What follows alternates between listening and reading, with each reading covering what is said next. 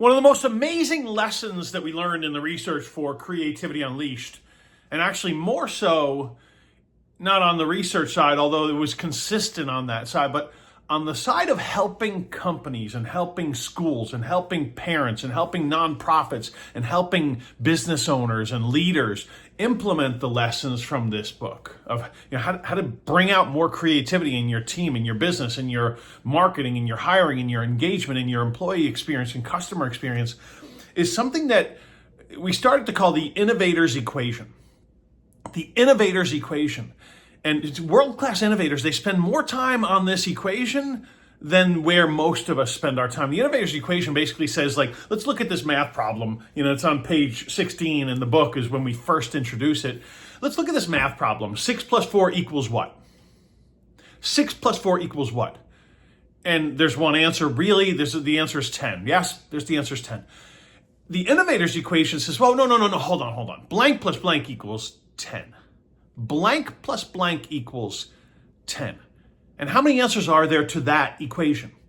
9 plus 1, 2 plus 8, 1 plus 9, minus 1 plus 11, 0.1 plus 9.9.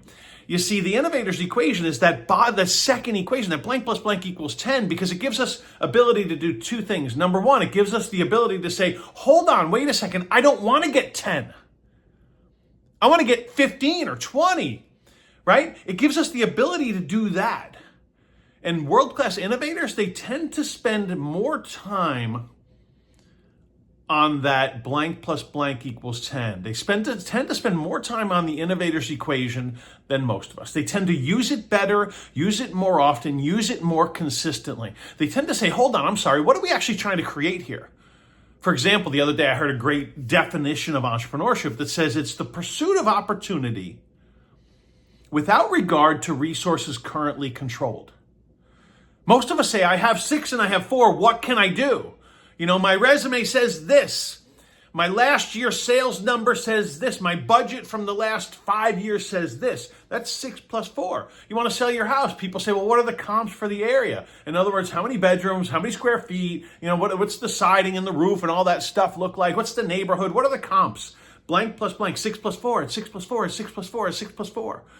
And the innovators, world-class innovators, tend to say, hold on. If I wanted to sell my house for 50% more than that, how could I do it? Is it possible? Right? And they spend more time on that. I meet people all the time say, Jonathan, I want to do blank. I want to do this. I wish I could start this. And I love to just ask them the question, forget the 6 plus 4. Forget the 6 plus 4, because they always come and say, I've done this and this and this. Or based on what I've done, could I start a business? Could I do this? Could I change this? I'm a principal of a school and I'd love to blank based on my school right now. And I say, hold on. What do you want to create? What are you so excited to create? What's the 10? Because it's not 10. And so many of us spend so much time going 6 plus 4, 6 plus 4, 6 plus 4, and you can't get more than 10 when you got 6 plus 4, when you're just looking at, right, pursuit of opportunity without regard to resources currently controlled.